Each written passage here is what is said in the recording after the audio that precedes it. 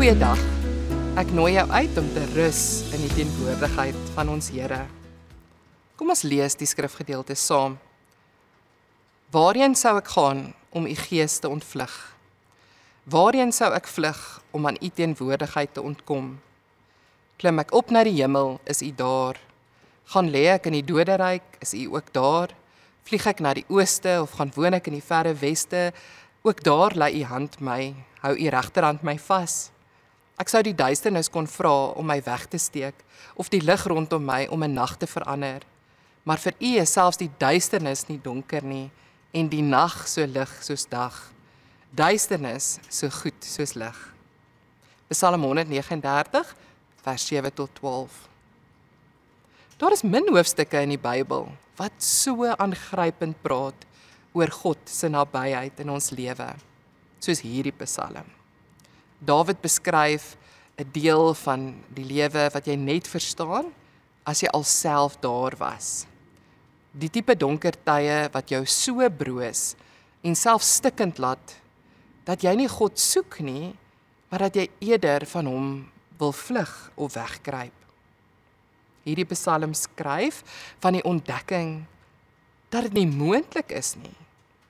The Message vertaling van Jesaja 40 vers 27 sê, God doesn't come and go, he lasts. Die woorde van Psalm 139 het die potensiaal om jou lewe te verander as jy hierdie waarheid begin ontdek. God vind my, selfs in die plekke waar ek myself nie kan vind nie. Die psalmdigter begin sy gebed as 'n belydenis, dat God ons deurdring en reg deur ons sien. Die skepper van die heelal weet wie ek is, waar ek sit, waar ek slaap, wat ek dink en wat ek sê. As jy besef dat die beste getuie van jou lewe en jou karakter God is, dan vloei daar dankbaarheid uit jou wese. God is 'n God wat jou deur en deur ken en jou sien, en jy kan nooit van hom wegkruip of van hom vlug nie. Dawid vra, waarheen sal ek gaan? En die antwoord is, nêrens nie. Ons kan nêrens onsself wegsteek van God nie. En die kruks van daardie besef is nie dat ons nie kan vlug nie, maar dat God ons nie los nie. En hy gebruik die mooiste taal om daardie besef te verwoord. Hy sê, die Here omsluit hom. Wanneer ons dink aan dankbaarheid, dink ons gewoonlik aan voorspoed.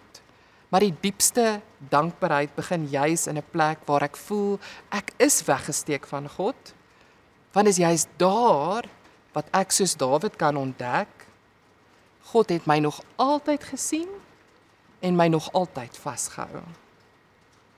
Ons het almal sulke nêrens plekke. Tye wat ons voel die werklikheid van die lewe oorweldig en omring my. Tye wat ons voel ons het niks meer oor om te gee nie. Tye wat ons voel die lewe het ons gebreek. Foute wat ons voel ons hele menswees definieer. Of ervarings wat ons laat voel ons het alles wat saak maak verloor. Dawid se woorde is gebore uit intieme kennis van sulke nêrensplekke.